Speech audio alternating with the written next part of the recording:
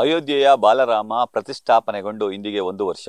ಈ ಹಿನ್ನೆಲೆಯಲ್ಲಿ ಶಿಲೆ ಸಿಕ್ಕಂತಹ ಹಾರೋಹಳ್ಳಿ ಗ್ರಾಮದ ಬಳಿ ಹಬ್ಬದ ವಾತಾವರಣ ನಿರ್ಮಾಣ ಆಗಿದೆ. ನೀವು ದೃಶ್ಯದಲ್ಲಿ ನೋಡ್ತಾ ಇರ್ಬೋದು. ಕಳೆದ 1 ವರ್ಷದ ಹಿಂದೆ ಕೂಡ ಇಲ್ಲಿ ಮೂಲ ರಾಮನನ್ನ ನಿರ್ಮಾಣ ಮಾಡಬೇಕು ಅಂತೇಳಿ ಪೂಜೆಯನ್ನ ಸಲ್ಲಿಸಲಾಗಿತ್ತು. ಆದರೆ ಕಾರಣಾಂತರಗಳಿಂದ ಅದು ಸಾಧ್ಯ ಆಗಿರಲಿಲ್ಲ. 1 ವರ್ಷ ಕಳೆದರೂ ಕೂಡ ಅದು ಆಗಿಲ್ಲ ಅನ್ನೋ ಕೊರಗು ಅವರ ಕುಟುಂಬಸ್ಥರಿಗೂ ಕೂಡ ಇತ್ತು. ಹೀಗಾಗಿ ಕಳೆದ 8 ದಿನಗಳ ಹಿಂದೆ ನ್ಯೂಸ್ ಫಸ್ಟ್ ಇಲ್ಲಿಗೆ ಬಂದು ವರದಿಯನ್ನು ಬಿತ್ತರಿಸುವಂಥ ಕೆಲಸಕ್ಕೆ ಮುಂದಾಗಿತ್ತು. ವರದಿ ಬಿತ್ತರಿಸಿದ ಕೇವಲ ಅರ್ಧ ಗಂಟೆಯಲ್ಲಿ ಅವರ ಕುಟುಂಬಸ್ಥರು ಆಗಮಿಸಿ ಇದನ್ನ ಗಿಡಗಂಟೆಗಳು ಬೆಳೆದಂತಹ ಸ್ಥಳವನ್ನು ಶುಚಿಗೊಳಿಸುವಂತ ಕೆಲಸಕ್ಕೆ ಮುಂದಾಗಿದ್ರು. ಇನ್ನು ಈ ಸ್ಥಳದಲ್ಲಿ ಇವತ್ತು ಮೂಲರಾಮ ಸಿಕ್ಕಂತಹ ಸ್ಥಳದ ಅಂದ್ರೆ ಶಿಲೆ ಸಿಕ್ಕಂತಹ ಈ ಒಂದು ಶಿಲೆಗೂ ಕೂಡ ಪೂಜೆಯನ್ನ ಸಲ್ಲಿಸುವುದರ ಜೊತೆಗೆ ಇವತ್ತು ವಿಶೇಷ ಪೂಜಾ ಕೈಂಕರ್ಯಗಳನ್ನ ನೆರವೇರಿಸಲಿಕ್ಕೆ ಮುಂದಾಗ್ತಿದ್ದಾರೆ. ಕೆಲವೇ ಕ್ಷಣಗಳಲ್ಲಿ ಸ್ಥಳೀಯ ಶಾಸಕರಂತಹ GT ದೇವೇಗೌಡ ಹಾಗೂ ಜಮೀನಿನ ಮಾಲೀಕರಾದಂತಹ ರಾಮದಾಸ್ ಅವರ ಕುಟುಂಬಸ್ಥರ ಸಮ್ಮುಖದಲ್ಲಿ ವಿಶೇಷ ಪೂಜಾ ಕೈಂಕರ್ಯಗಳು ಆರಂಭ ಆಗಲಿದೆ.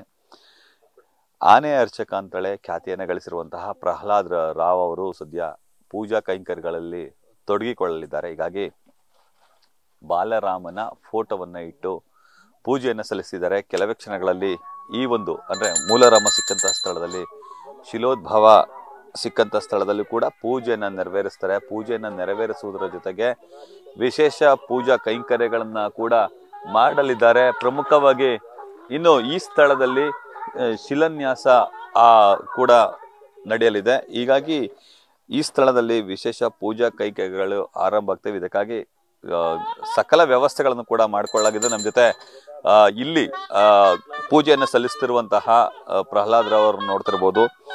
ಕೆಲವೇ ಕ್ಷಣಗಳಲ್ಲಿ ವಿಶೇಷ ಪೂಜೆಯನ್ನು ಸಲ್ಲಿಸುವುದರ ಜೊತೆಗೆ ಶಿಲಾನ್ಯಾಸ ಕಾರ್ಯ ಕೂಡ ನಡೀತದೆ.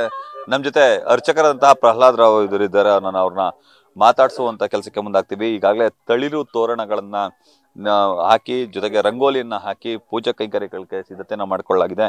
ನಮ್ಮ ಜೊತೆ ಪ್ರಹ್ಲಾದ್ ರಾವ್ ಇದ್ದಾರೆ. ಅವ್ರನ್ನ ಮಾತಾಡಿಸ್ತಾ ಹೋಗ್ತೀನಿ. ಸರ್, ಏನೆಲ್ಲ ಪೂಜಾ ವಿಧಿವಿಧಾನಗಳು ಇವತ್ತು ಜರುಗುತ್ತೆ? ನಮಸ್ಕಾರ. ಜೈ ಶ್ರೀರಾಮ್. ಎಲ್ಲರಿಗೂ ಸಂಸ್ಕಾರ. ಎಲ್ಲರಿಗೂ ಸಹ ಒಳ್ಳೆಯದಾಗಲಿ. ಈ ದಿವಸ ದಿನಾಂಕ 22ನೇ ತಾರೀಕು ನಮ್ಮ ಭಾರತ ದೇಶದ ಪ್ರಪಂಚಕ್ಕೆ ಹೆಸರುವಾಸಿಸಿ ನಾವು ಕಾಯ್ತಾ ಇದ್ವು. ನಮ್ಮ ರಾಮದೇವ್ರನ್ನ ನಾವು ಯಾವಾಗ ನೋಡ್ತೀವಿ ಅಂತ. ನಮ್ಮ ಹಿಂದಿನ 100 ತಲೆಗಳಿಂದ ಆಸೆ ಪಟ್ಟಿದ್ದು ಶ್ರೀರಾಮನ ನೋಡಬೇಕು ಅಂತ. ಆಗ ನಮ್ಮ ಕಳೆದ ವರ್ಷ ಶ್ರೀರಾಮನ ಜನ್ಮಭೂಮಿಯಲ್ಲಿ ರಾಮದೇವ್ರ ಪ್ರತಿಷ್ಠೆ ಆಯಿತು.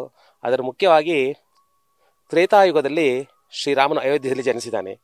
ಹಾಗೆ ದ್ವಾಪರದಲ್ಲಿ ಕೃಷ್ಣನಾಗಿದ್ದಾನೆ. ಈ ಕಲಿಯುಗದಲ್ಲಿ ಮತ್ತೊಮ್ಮೆ ಅವತಾರ ತಾಳಕ್ಕಾಗಿ ನಮ್ಮ ಮೈಸೂರಿನಲ್ಲಿ ಜನ್ಮ ತಾಳಿದ್ದಾನೆ. ಅದು ಏನು ಅಂದರೆ, ನಮ್ಮ ಹಾರೋಹಳ್ಳಿಯಲ್ಲಿ ಶಿಲೆ ರೂಪದಲ್ಲಿ ಸಿಕ್ಕಿ, ಇಲ್ಲಿ ಸಿಕ್ಕಂತಹ ಕೃಷ್ಣ ಶಿಲೆಯಿಂದ ಅಯೋಧ್ಯ ಪ್ರಭುನ ಕೆತ್ತಿ ಅಲ್ಲಿ ಪ್ರತಿಷ್ಠಾಪನೆ ಆಗಿದೆ. ಅದು ತಂದೊಂದು ಸಂತೋಷ. ಯಾವ ಜನ್ಮದ ಪುಣ್ಯನ ಗೊತ್ತಿಲ್ಲ, ನಮ್ಮ ಕಣ್ಣಿನಲ್ಲಿ ನಾವೆಲ್ಲ ನೋಡಿದ್ವಿ. ಅಷ್ಟು ಸಂತೋಷ ಆಗ್ತಿದೆ. ಅದರ ಪ್ರಯುಕ್ತ ಈ ದಿವಸ ವಿಶೇಷವಾಗಿ ಈ ಸ್ಥಳದಲ್ಲಿ ಪೂಜೆ ಆಗ್ತಾ ಇದೆ. ನಮ್ಮ ಮೂಲ ಉದ್ದೇಶ ಅಂದರೆ, ಇದು ಉತ್ತರದಲ್ಲಿ ಅಯೋಧ್ಯದಲ್ಲಿ ಅಯೋಧ್ಯ ರಾಮ ಇದ್ದಾನೆ. ಹಾಗೆ ದಕ್ಷಿಣರು ಸಹ ನಮಗೆ ಒಂದು ಅಯೋಧ್ಯೆ ಆಗಬೇಕು. ಅಯೋಧ್ಯ ಬಾಲರಾಮ ಆಗಬೇಕು. ಅಯೋಧ್ಯದಲ್ಲಿ ದಕ್ಷಿಣ ಅಯೋಧ್ಯ ನಮ್ಮ ಮೈಸೂರು ಜಿಲ್ಲೆಯಲ್ಲಿ ಆಗಬೇಕು ಅಂತ ನಮ್ಮ ಮೈಸೂರು ಜನಗಳ, ನಮ್ಮ ಕರ್ನಾಟಕ ಜನಗಳೆಲ್ಲ ಆಸೆ ಇದೆ. ಇವತ್ತೆಲ್ಲ ಪೂಜಾ ವಿಧಿವಿಧಾನಗಳು ಏನಿದೆ? ಈಗ ಯಾವ ಜಾಗದಲ್ಲಿ ಸ್ವಾಮಿಯ ಶಿಲೆ ಸಿಕ್ತು, ಇನ್ನೂ ಆ ಶಿಲೆಗಳಲ್ಲಿ ಇನ್ನೂ ಹಾಗೆ ಮಿಕ್ಕಿದೆ. ಅದೇ ಜಾಗದಲ್ಲಿ ಈಗ ಮೊದಲು ವಿಶೇಷವಾಗಿ ಪೂಜೆ ಮಾಡ್ತಾ ಇದ್ವಿ. ಗಣಪತಿಯ ಪ್ರಾರ್ಥನೆ ಮಾಡಿ, ಈ ಊರ ದೇವರತೆ ಮಾರಮ್ಮ ತಾಯಿನ ಪ್ರಾರ್ಥನೆ ಮಾಡಿ, ಗ್ರಾಮ ದೇವತೆ ಪ್ರಾರ್ಥನೆ ಮಾಡಿ, ಚಾಮುಂಡೇಶ್ವರನ ಪ್ರಾರ್ಥನೆ ಮಾಡ್ತೀವಿ. ನಂತರ ಪುಣ್ಯ ಆಗಿ ನವಗ್ರಹ ಪೂಜೆ ಆಗುತ್ತೆ, ಗಣಪತಿ ಪೂಜೆ ಹಾಗೂ ಭೂ ವರಹಸ್ವಾಮಿ ದೇವರ ಪೂಜೆ ಮಾಡ್ತೀವಿ. ಮಹಾಲಕ್ಷ್ಮಿ ದೇವತಾ ಸಮೇತ ಭೂ ವರಹಸ್ವಾಮಿ ದೇವರ ಪೂಜೆ ಮಾಡಿ, ನಂತರ ಶ್ರೀರಾಮದೇವರ ಪೂಜೆ ಮಾಡ್ತೀವಿ, ಕಳಶ ಸ್ಥಾಪನೆ ಮಾಡಿ. ಹಾಗೆ ಆ ಕೃಷ್ಣ ಶಿಲೆ ನೀವು ನೋಡ್ಬೋದು ಹಿಂದ್ಗಡೆ. ಅಲ್ಲಿ ಪ್ರತಿಯೊಬ್ಬರು ಬಂದು ಆ ಶಿಲೆನ ಮುಟ್ಟಿ ಪೂಜೆ ಮಾಡ್ಕೊಂಡು ಹೋಗಬೇಕು. ಆ ಥರ ಇವತ್ತು ವಿಶೇಷವಾಗಿ ಮಾಡಿದ್ದೀವಿ. ಮತ್ತು ಗಣಪತಿ ಹೋಮ ಆಗುತ್ತೆ, ರಾಮತಾರಕ ಹೋಮ ವಿಶೇಷವಾಗಿ ಮಾಡ್ತಾ ಇದ್ದೀವಿ. ಇದಿಷ್ಟು ಹಿರಿಯ ಅರ್ಚಕರಾದಂತಹ ಪ್ರಹ್ಲಾದ್ ರಾವ್ ಅವರ ಮಾತುಗಳು. ಇವತ್ತು ವಿಶೇಷ ಪೂಜಾ ಕೈಂಕರ್ಯಗಳು ಜರುಗುತ್ತವೆ ಅನ್ನೋ ಮಾತುಗಳನ್ನು ಹೇಳ್ತಾರೆ. ನೀವು ಸ್ಥಳದಲ್ಲಿ ಗಮನಿಸ್ತಿರ್ಬೋದು. ಸದ್ಯ ಸ್ಥಳದಲ್ಲಿ ಹಸಿರು ಚಪ್ಪರವನ್ನ ಹಾಕಿ ರಂಗೋಲಿಯನ್ನು ಬಿಡಿಸಿ ವಿಶೇಷ ಪೂಜಾ ಕೈಂಕರ್ಯಕ್ಕೆ ಅಲಂಕಾರವನ್ನ ಮಾಡಲಾಗಿದೆ.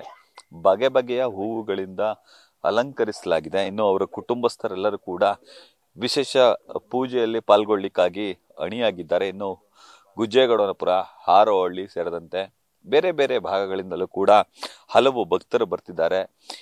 ಈ ಬಾರಿ ಅಂದ್ರೆ ಬಾಲರಾಮನ ಒಂದು ಶಿಲೆ ಸಿಕ್ಕಂತಹ ಸ್ಥಳವನ್ನ ಅವರು ಶೋಧಿಸಿದ್ದಾರೆ. ಅದನ್ನ ಹೊರ ತೆಗೆಯುವಂತ ಕೆಲಸಕ್ಕೆ ಮುಂದಾಗಿದ್ದಾರೆ. ತೆಗೆಯುವುದರ ಜೊತೆಗೆ ಅದಕ್ಕೆ ಅದನ್ನು ಸ್ಪರ್ಶಿಸಿ ಕಣ್ತುಂಬಿಕೊಳ್ಬೇಕು, ಅದನ್ನು ಸ್ಪರ್ಶಿಸಬೇಕು ಅನ್ನೋ ಕಾರಣಕ್ಕಾಗಿಯೇ ಸುಮಾರು 8 ಅಡಿಗಳ ಆಳದ ಗುಂಡಿಯನ್ನು ತೆಗೆದು ಅಲ್ಲಿ ಜೈ ಶ್ರೀರಾಮ್ ಅಂತ ಹೇಳಿ ಆ ಬಂಡೆಯ ಮೇಲೆ, ಅಂದರೆ ಆ ಕೃಷ್ಣಶಿಲೆಯ ಮೇಲೆ ಬರೆಯಲಾಗಿದೆ. ಜೊತೆಗೆ ಅಲ್ಲಿ ಬಗೆ ಬಗೆಯ ಹೂವುಗಳಿಂದ ಅದನ್ನು ಕೂಡ ಅಲಂಕರಿಸಲಾಗಿದೆ. ಆ ಮೂಲಕ ಇವತ್ತು ಅಥವಾ ಇನ್ನು ಮುಂದೆ ಬರುವಂತಹ ಭಕ್ತರಿಗೆ ಮೂಲ ರಾಮನ ಶಿಲೆಯನ್ನು ಸ್ಪರ್ಶಿಸುವಂತಹ ಅವಕಾಶವನ್ನು ಕೂಡ ಇಲ್ಲಿ ಕಲ್ಪಿಸಿಕೊಡಲಾಗಿದೆ. ಇನ್ನೇನೋ ಕೆಲವೇ ಕ್ಷಣಗಳಲ್ಲಿ ಮಂಗಳಕರ ದ್ರವ್ಯಗಳೊಂದಿಗೆ, ಮಂಗಳ ವಾದ್ಯಗಳೊಂದಿಗೆ ಮುತ್ತೈದರು ವಿಶೇಷ ಪೂಜೆಯನ್ನು ಸಲ್ಲಿಸುವ ಮೂಲಕ ಅಯೋಧ್ಯೆಯ ಮೂಲ ರಾಮನ ಶಿಲೆ ಸಿಕ್ಕಂತಹ ಈ ಸ್ಥಳದಲ್ಲಿ ಮೂಲ ರಾಮನ ಮಂದಿರ ನಿರ್ಮಾಣ ಕಾರ್ಯಕ್ಕೆ ಸಕಲ ಸಿದ್ಧತೆಯನ್ನು ಕೂಡ ಮಾಡಿಕೊಳ್ಳಲಾಗಿದೆ. ಆ ಕಾರ್ಯ ಕೂಡ ಇನ್ನೇನು ಕೆಲವೇ ಕ್ಷಣಗಳಲ್ಲಿ ಚಾಲನೆ ಸಿಗಲಿದೆ. ಕ್ಯಾಮ್ರಾಮನ್ ವಿನಯ್ ಜೊತೆ Ravi Pandavapura, news first, Mysuru. News first ನಿರ್ಭೀತಿಯಿಂದ ನಿಮ್ಮ ಪರವಾಗಿ.